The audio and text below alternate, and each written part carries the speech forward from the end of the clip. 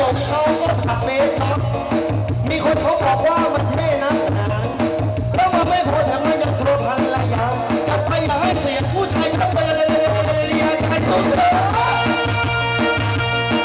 เกิดเป็นลูกผู้ชายต้องเล่นดีไว้ก่อนนะฮะชอบ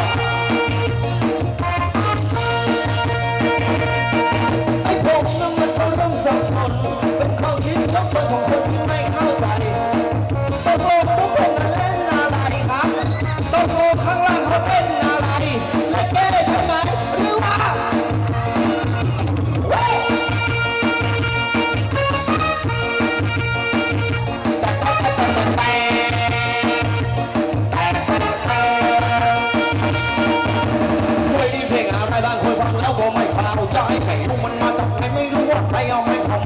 บางคนเขาเรียกเรเก้บางคนเขาเรียกสายการแล้วก็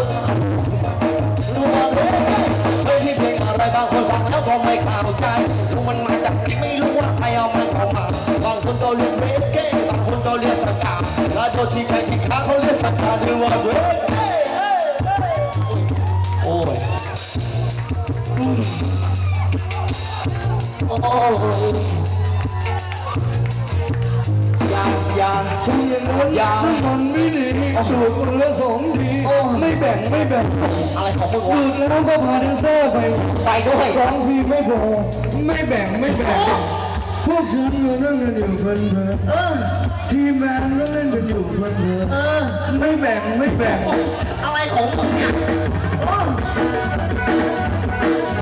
ครับโอ้ครับรู้สึกจะเอาไปเล่นบ้านเลยไหมจ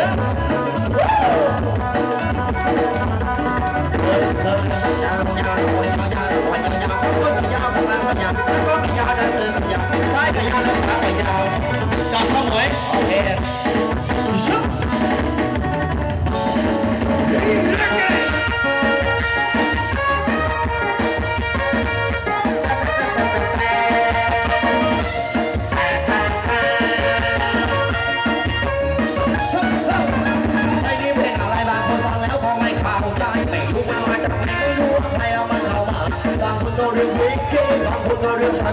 แล้วดูชีวิตชีวิตเขาเรื่องสถานการณ์เลยไม่มีเพลงอะไรบางคนฟังแล้วก็ไม่เข้าใจแต่รู้มันมาจากไหนไม่รู้ว่าใครเอามันเข้ามาบางคนเราเรียนเพลงเก้บางคนเราเรียนภาษาแล้วดูชีวิตกี่ครั้งเขาเรื่องสถานการณ์เลย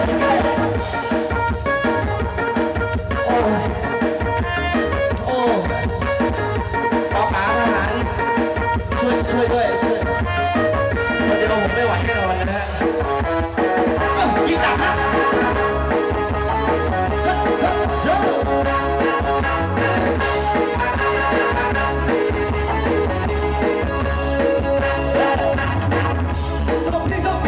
ส่วนตัวเขานั้นชอบทางทำไทยต้องสู้ต้องมูต้องแต่งยังมูแรงนั่งตังทำไมต้องหวานน้องสนใจใหม่เอาหวานน้องสนใจใหม่ต้องหมูต้องใจให้น้องกินตับ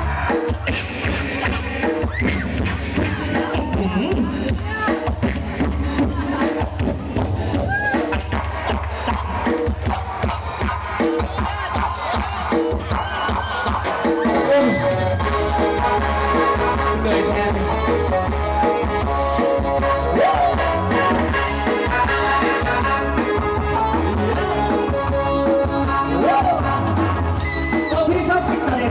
พี่ชอบมากเลยพี่ตักพี่ชอบไม่เอาตูดเด็กตูดเด็กนั้นชอบเด็กตักตักตูดเด็กชอบตักตักคนจับเราวิ่งลงตายคนจับเราวิ่งลงตายคนที่ข้างในต้องอยากให้กินตักตับเยอะยังตายเลยอยู่กันที่จะไปก็เรียกมัน